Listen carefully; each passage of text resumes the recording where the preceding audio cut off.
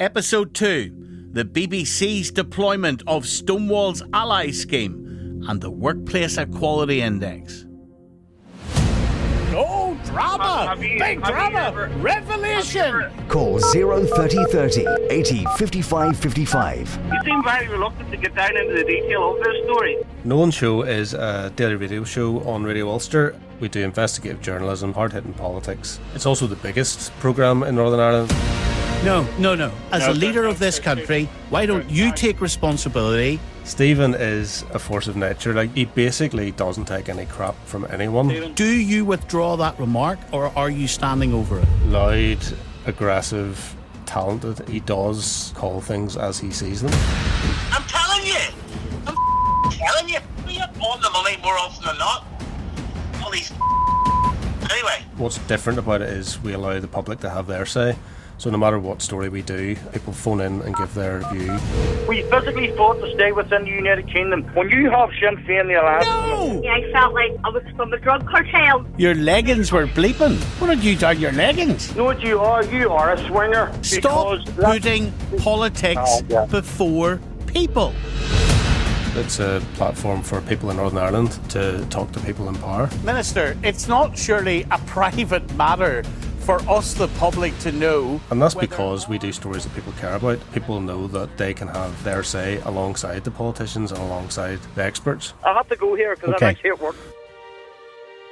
The reason why we get away with doing the programme we do is that we stick to the BBC editorial guidelines really tightly, and Stephen's obsessed with them. As long as we stick to the guidelines, then the gloves are off. That's not the question. That you said something an hour ago. Are you standing over it? It's the best job in the world, and I really mean that. It's an incredible job. To be able to come into the BBC and have the might and the authority and the resources and the passion that the BBC has, and to therefore be given an opportunity to fight for that ordinary punter. That's my typical day. So there's an ordinary punter that has a brick wall put up against them. There's an ordinary punter that's been ignored for years. And my typical day is fighting for them to get answers. I absolutely love it. Right, so we're going to phone Stephen. It's our first and only meeting of the day, and it's not what you might imagine a BBC meeting would sound like, to be honest. Hello? Morning. Oh, it's a beautiful morning, Ross. Sun is shining. We've got the Audit Office report, which is clearly our lead. Every day, Stephen has another idea. Some of the stuff he wants to do, you would never hear pitched in a normal BBC meeting, never mind actually make it on air. I mean, this is a perfect example. A lot of Stonewall's work remains below the radar. Ex-Stonewall Chief Executive Baroness Ruth Hunt. So my social media, you won't tell from my social media who I've had meetings with. I will never go, here's me with a minister and this is what we've discussed. Well, there's a lot around, isn't there, at the moment about BBC impartiality, and that's why this story that we're doing, investigating Stonewall, is so important, because there are questions for public institutions, including the BBC, as to are they treating Stonewall like everybody else, without fear or favour? Can the BBC actually look at how it has treated Stonewall and say, we've given them no better or no worse treatment than anybody else?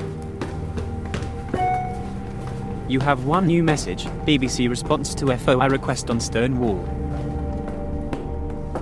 Right, so if I want to go down here, update Stephen on the latest FOI back in today, which is extraordinary, to be honest. So, here's what the BBC's done. First of all, they were out of time by how many weeks? The Nolan Show wanted to know if there had been any conversations or deals or arrangements between the BBC and Stonewall behind the scenes.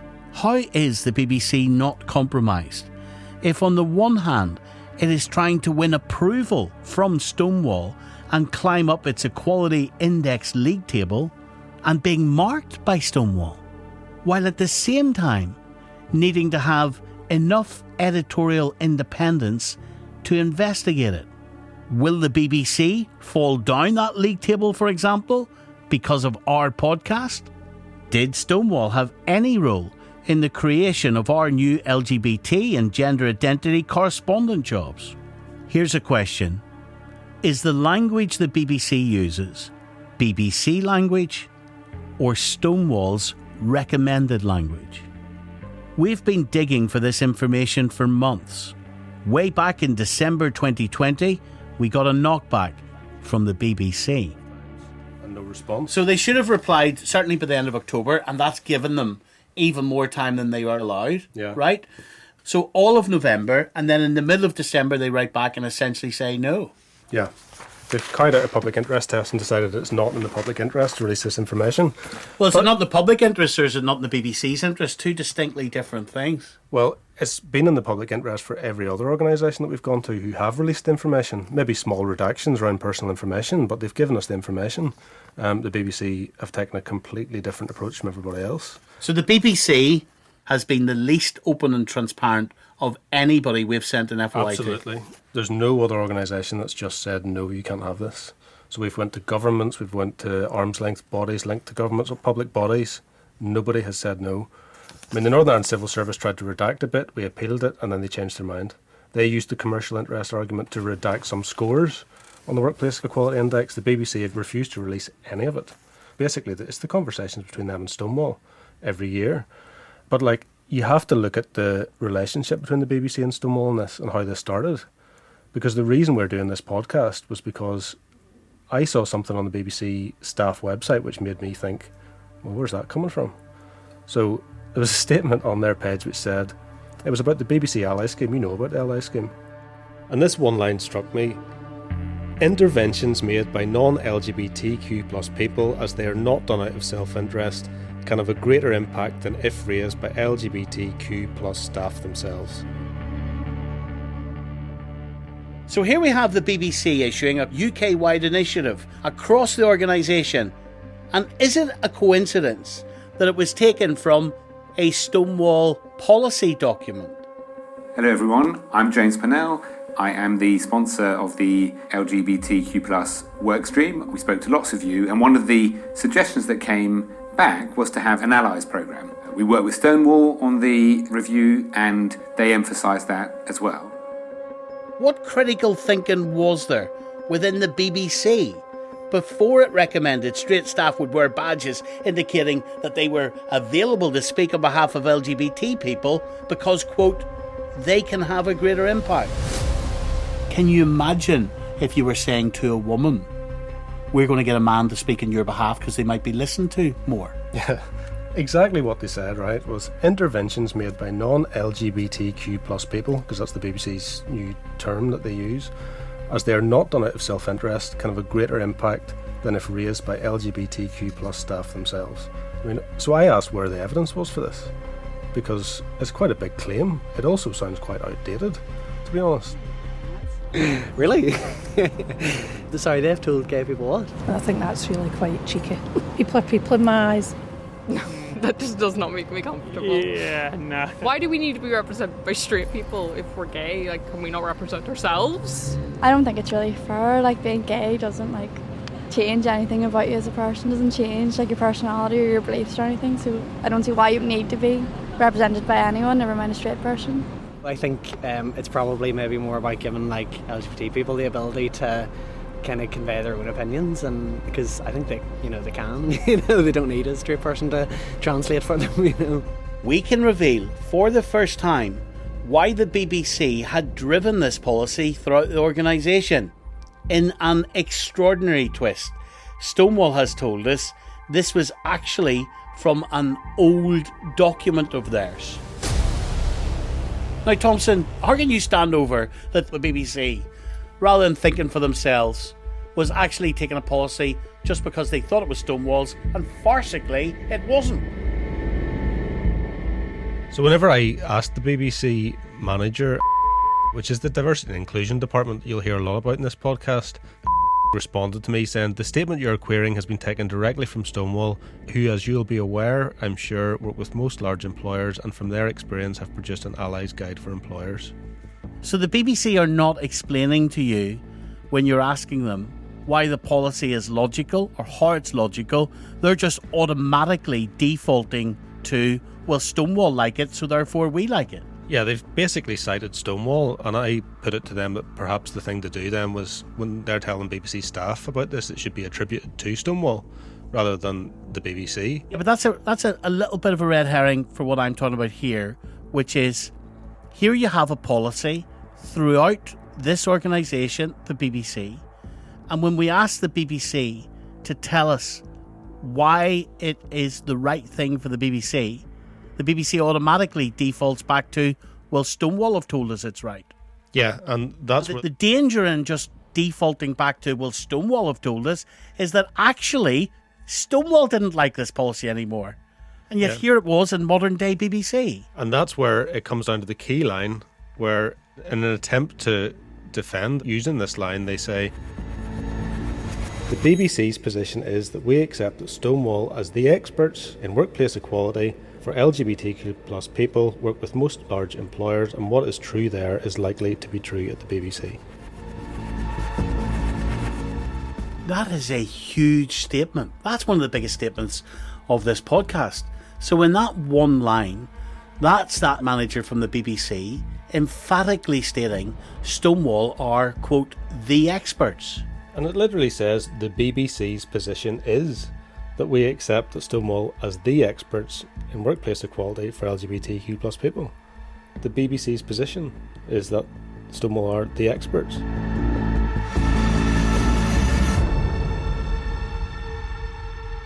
Here's Benjamin Cohen, CEO of PinkNews. I'm not sure of whether what you're actually describing is a problem with Stonewall or a problem with the BBC with outdated policies and advice. Can you imagine the furor that there would be if someone was running around wearing a badge saying, I'm a white person, I will speak on your behalf, black man, because I will be listened to more than you? Can you imagine how insulting that is? Steve, I'm agreeing with you, so I don't agree with that. It seems actually quite insulting. Well, if you take that out of it, what does the Allies... Because Stonewall promote ally schemes in lots of organisations, but what does that achieve? An ally scheme is something different, though. So I don't like this, I'll be your voice because I'm a cisgender straight person that will advocate for you, because that diminishes the voice of LGBT people. Then that's like, if anybody ever in this world tries to speak on my behalf, no matter what I am, I'll tell them to off. I'll speak for myself. What happens if you ask them to advocate for you? That's completely different. Yeah, but isn't that... So sometimes ally schemes are about knowing people who are willing to offer help, support, advice. So that is a slightly different issue. It's only anecdotal, Benjamin, because obviously I haven't, we don't have exact numbers here, but I don't, like, for example, I look around in my workplace and I don't know, of the gay people I know, I don't know many of them who are involved in the Allies schemes or the networks. Like, is it helpful to LGBT people, full stop, to have these schemes? Like, are they actually advancing? I wouldn't say that they're unhelpful. So it depends on the context. So in a large employer, it's probably a good thing to have some sort of scheme. And it's also a way about including people. So for allies to feel part of things like Pride and things like that. So I think broadly, it's a positive. I definitely can't see that as a negative. Well, here's a possible negative. If you've only got one ally scheme within the organisation, and there are gay people who happen to disagree with that particular thrust of that particular ally scheme, is this not just homogenising gay people as if they all think in the one way? I'm not sure it is. I think that you can choose, if you're LGBT, whether you want to participate in something. You might choose not. If an employer has an LGBT plus network, or have I don't know if the BBC is called LGBTQ plus network, you might choose not to be part of it for personal reasons. The BBC wouldn't put anybody up from the Diversity and Inclusion Department for interview, nor would they put anybody else up from within the entire organisation. This is an organisation which actually exists on the basis that people come and answer questions. When it was a question about the BBC, absolutely nobody available. The BBC did not directly answer all of the specific questions we put to them. Instead, they issued the following statement from a BBC spokesperson. The BBC acts independently in all our aspects of our operations, from HR policy to editorial guidelines and content. We aim to be industry leading on workforce inclusion and take advice from a range of external organisations. However, we make the final decision on any BBC policies or practices ourselves. We are not a member of Stonewall, we do not take legal advice from Stonewall, and we do not subscribe to Stonewall's campaigning. The charity simply provides advice that we are able to consider. As a broadcaster, we have our own values and editorial standards. These are clearly set out and published in our editorial guidelines. We are also governed by the Royal Charter and the Ofcom Broadcasting Code. On the 30th of January 2020, the BBC told all its staff that they were really pleased Stonewall have recognised the work we have been doing over the last year to advance LGBTQ+ inclusion at the BBC. The BBC went even further, telling all its staff just how much of an intimate relationship it had with this controversial lobby group. We will be working closely with Stonewall over the coming months in preparation for next year's index. Can the BBC name any other lobby group which it would be working closely with? We feel it's in the public interest to disclose to you what staff in the BBC are being told within a BBC Allies training meeting. We think we have enough evidence to ask a question as to whether the BBC's training behind the scenes, because the public don't get to see this, is biased. Now, is the bias apparent when the BBC's training is using a genderbread person to give its staff one particular view on sex and gender? How's this not biased? Because some groups like LGBT Alliance, for example, fundamentally reject the whole premise that is portrayed in the Genderbread Person, and yet the BBC's using it in their training. None of the LGBT alliances or other people who object to it, none of that is discussed. Let's have a listen. Okay, next slide please. So this is what's called the Genderbread Person. So this is quite a nice way of explaining gender, and it can help us understand a bit more about it visually. If you look at gender identity, so that points at the brain, and this is how we in our heads define our gender. And it is based on how much we align or don't align with what we understand to be the options for gender. It means that it doesn't always correlate with sex that we are assigned at birth. So if I go on to biological sex, this is the physical sexual characteristic you're born with, though this could include your genitalia, your body shape, your hormones, so that it's very much the biological side. And then expression. This is the line that goes around the whole of the genderbread person. So expression is the way we sort of present our gender. So this would be our actions, the way we dress, our mannerisms, and how we sort of interpret those against gender norms. What is the genderbread person, Thompson? Genderbread person is, I wouldn't describe it as a meme, but it's like it's a graphic that's been used by different organisations like Stonewall, and it's literally like a gingerbread man, but it's called a genderbread person, and it points to different parts of this genderbread person, and it talks about the identity that's in the brain, the attractions in the heart. On the external, there's gender expression and sex, and it gives definitions of how these things are spectrums. So where's the disagreement on that? Why would anybody disagree with the genderbread person? Well, if you're like the LGBT Alliance and you don't believe that gender identity is real, that it's a real tangible thing, then you wouldn't agree with staff in organisations being told, actually, everyone's got this gender identity. Why are we talking about this? Ring up the LGBT Alliance. Who's the boy from there? He's a guy, we've spoken to him before. Malcolm Clark, is it? Yeah. Ring up Malcolm. Malcolm, how are you? Malcolm, have you seen this online graphic of the genderbread person? I have indeed. It's become infamous. And what do you make of it? What's your position on the message within it, essentially? It's ridiculous. It basically is telling children and teachers that everyone has a gender identity. If you look at it in detail, it contains complete nonsense. I mean, at one stage, I think the last time I looked at it, it said that some people are born male or female. 99.99% of people are born male or female.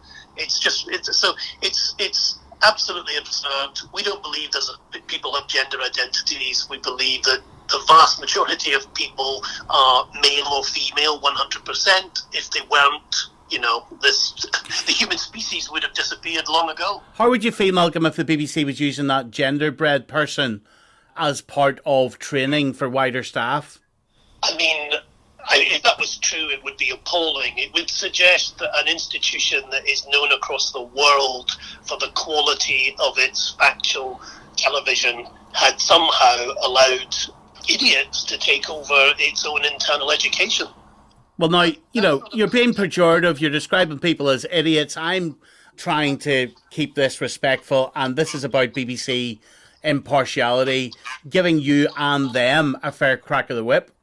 Yes, but I mean, unfortunately, if the BBC doesn't realise that 99.9% of human beings are biologically male or female, and if they're teaching inside the BBC that that's not true, okay, I would say it was an idiotic thing to teach.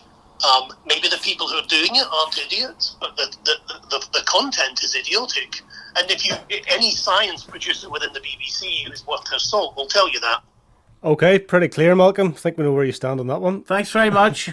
Okay. Cheers. Bye-bye. Bye. So that's what we're talking about. The debates around sex and gender is what this is all about. Stonewall on one side of that. There's the other side of it. And yet the genderbread person is being used in training sessions in the BBC. Undisputed, unchallenged. Yeah, there was no other perspective given in that training session. And why would there be? Because when ally schemes were set up, they're set up with training from Stonewall.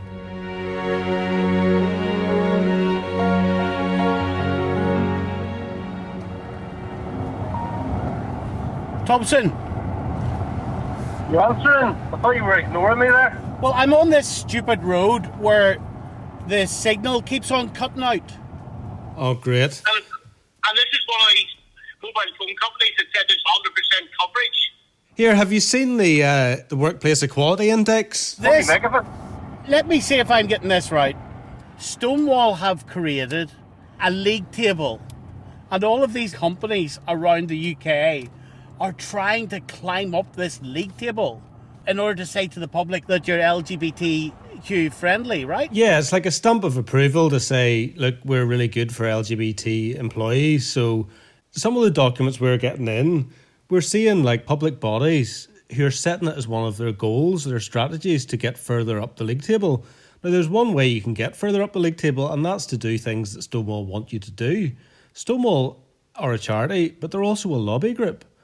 And they're a lobby group that have controversial positions on certain things that lots of those public sector employees might disagree with. The BBC is keen to climb up that league table. In the same way that the BBC would be asking itself very, very serious questions if it was trying to climb up some type of league table that the Conservative Party had created. The top 100 organisations that the Tories like, the top 100 organisations that the Labour Party thinks are good companies in the UK. The BBC would run a mile from that. They would go nowhere near it because it would question their impartiality. So how on earth are they in a situation where they're publicly, openly saying they want to impress Stonewall? Or like a women's rights group. And like you can imagine the mess they would get themselves into with that if they picked one group over another, because obviously every group has different lobby names and different policies that they pursue. And there's this kind of presumption that all lesbian, gay, bisexual, transgender people must think like Stonewall if they think that Stonewall are the people that can fairly judge all of this. But if the BBC is de facto accepting that Stonewall are the experts, then in order to get up Stonewall's little chart of ranking, then they've got to do what Stonewall tells them. Yeah. How is that healthy for the BBC? What about the other lobby groups on behalf of gay rights that disagree with Stonewall? What about all of the gay people in this country who disagree with what Stonewall believe is in the interests of the gay people they represent? Yeah. Like, how is this healthy?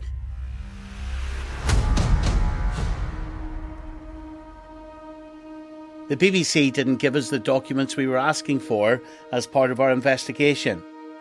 Those documents were the submissions they made to Stonewall to help them get up Stonewall's league table, in other words, that workplace equality index. But other organisations did, like the Northern Ireland Civil Service. The information on those documents was really interesting. We could see the scores Stonewall were giving out, and we could see Stonewall's feedback. And even more interestingly, we could see what Stonewall were trying to sell. One bit that really stuck out for me was at the bottom of every page of feedback, they have offers. So civil servants could go to London to a conference, and the tickets are priced at $349 plus VAT. And so, in a nutshell, Stonewall are marking the homework of all of these bodies and basically saying to them, well, look, you didn't do quite well enough to have that coveted place higher up our league table, but by the way, we will sell you courses so that you can climb up them. Exactly. Like, not only are the public bodies paying a lobby group to be marked by the lobby group, but then this lobby group is also saying, well, you're not doing well enough, pay us some money and we'll tell you how to get up higher next year. How is there not an obvious conflict of interest insofar as if Stonewall were to mark a company immediately highly, then that company would not possibly need to buy courses from Stonewall, and therefore it would be at a financial disadvantage to Stonewall to mark someone immediately high. Now, whether that happens or not, we've no evidence, but it's the perception of this. We put this to Benjamin Cohen, CEO of PinkNews, who says he is a critical friend of Stonewall. Sometimes perception is also what's important, and here's the reality. The reality is that organisations that surely should have their own momentum to do the right thing are farming that process out to Stonewall, and then what they're doing is they're being marked by a company who will sell them courses which will help them move further up that scheme. How is that not an obvious conflict of interest? But I want to clarify, are the courses not to help employers improve the policies and the provision for LGBT staff within their organization? From Stonewall's perspective. Agreed. Who are then marking them the next year on whether they should move up the league table? No, I think it's too simplistic to assume that an employer would be paying purely for moving up a ranking. Maybe you have a different view, and obviously I'm an employer, and I guess you guys aren't. Just a quick explainer. You'll hear a lot in this podcast about schemes run by Stonewall. There are two that we're looking at. First, there's the Diversity Champion Scheme. That's a scheme that organisations pay for, and Stonewall will provide support and advice for those organisations on staffing issues and diversity. Organisations can promote themselves as Stonewall Diversity Champions. And then secondly, there's the Workplace Equality Index. Now that's a public ranking of organisations, and there is no fee to enter. Organisations will submit evidence to Stonewall, and Stonewall will mark them on how they're doing on LGBTQ plus equality, according to Stonewall's criteria. That's the key. It's according to Stonewall's criteria. You don't have to pay to be in the Diversity Champion Scheme to apply to be publicly listed on the Workplace Equality Index. But what you do have to do is please Stonewall in order to be scored high enough to reach their top 100 list.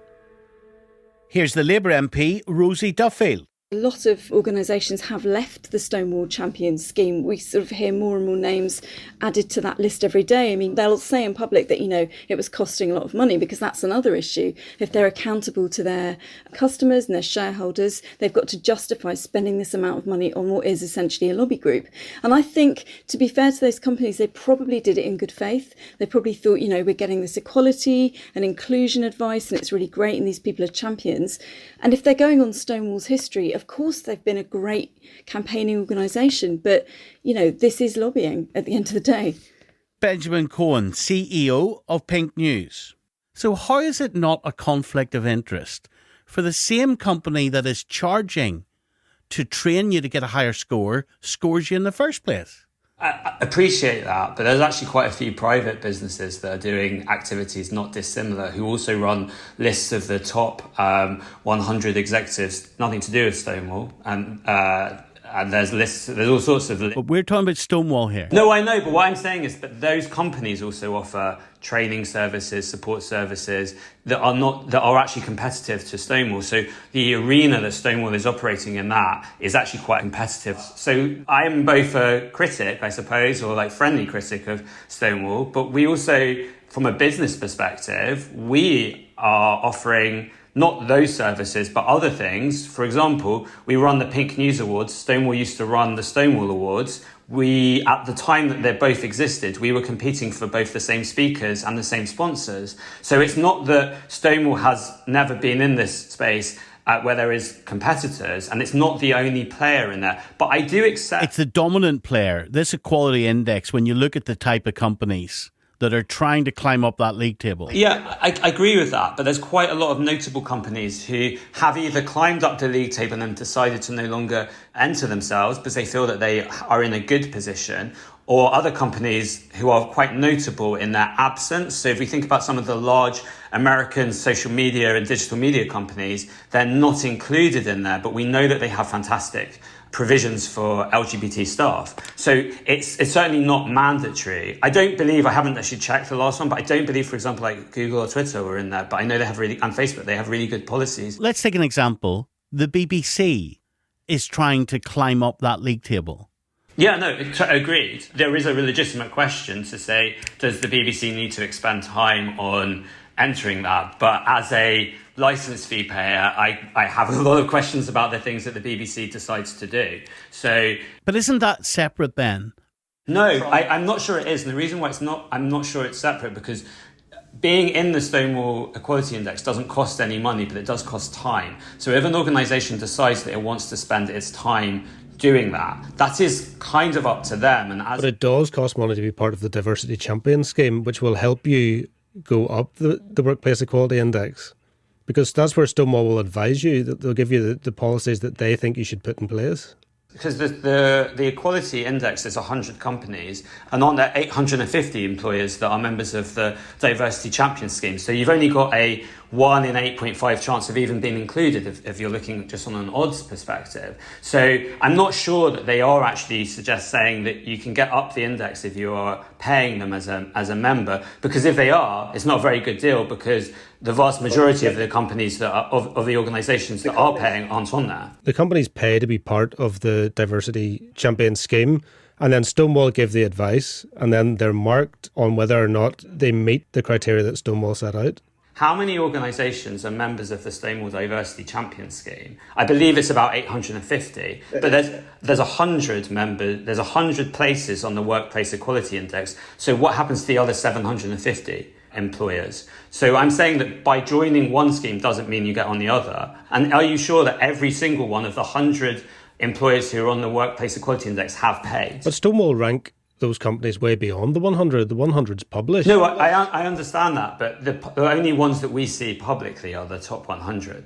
And there are breakdowns, so they used to do the top 10 banking and things like that. But the question that I would ask, or I suggest journalistically one would want to look at, is there a direct correlation? So, for example, I don't know. I haven't invested time. We certainly don't have the same resources as the BBC to be looking into things like this.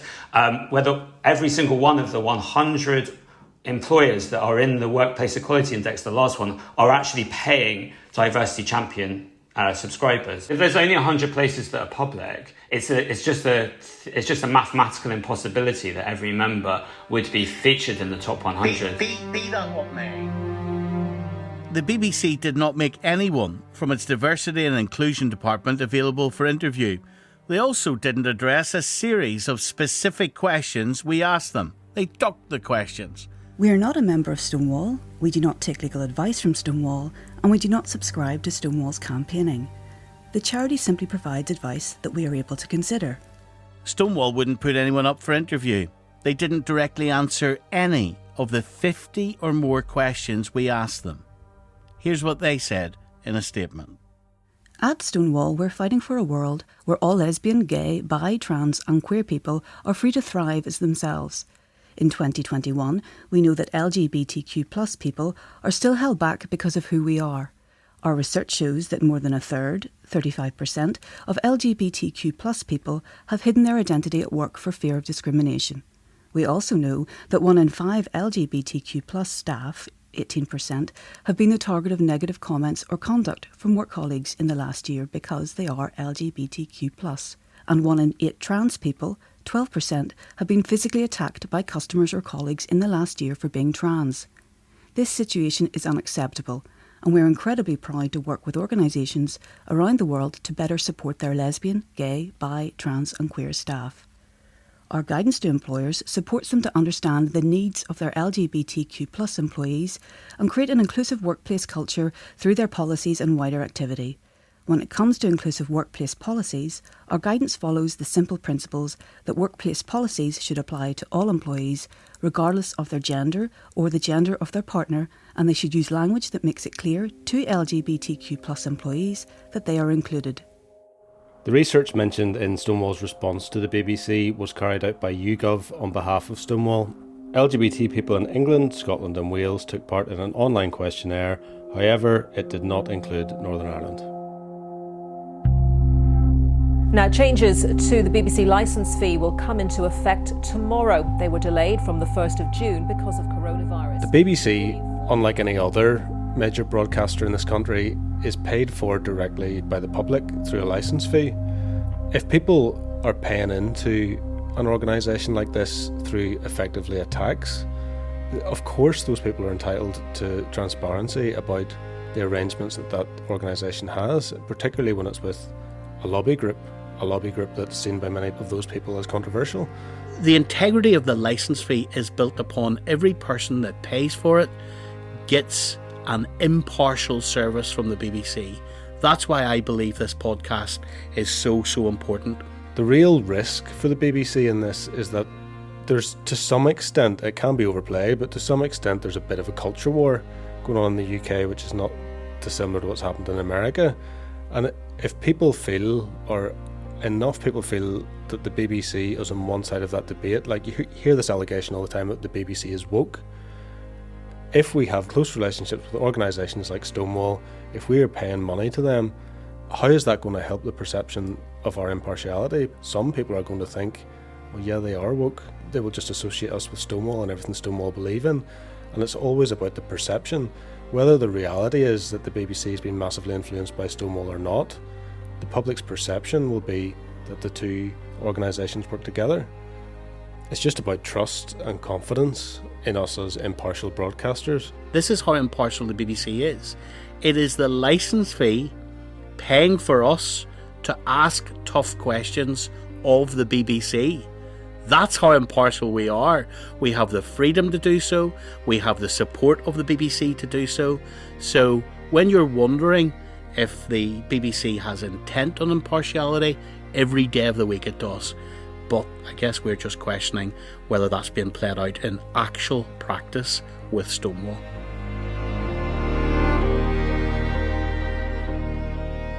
So, in this episode, we've just heard how the BBC pushed a Stonewall-inspired Allies programme in which they said straight people might be better listened to. But the twist was that it was from an old Stonewall document that even Stonewall said was outdated. We've heard how the BBC were trying to climb up Stonewall's index. And coming up in the next episode, we get to the heart of one of the most contested topics in the whole sex-gender debate: self-ID. Can a biological male suddenly declare themselves a woman with no process? And should non-binary people be recognised in law?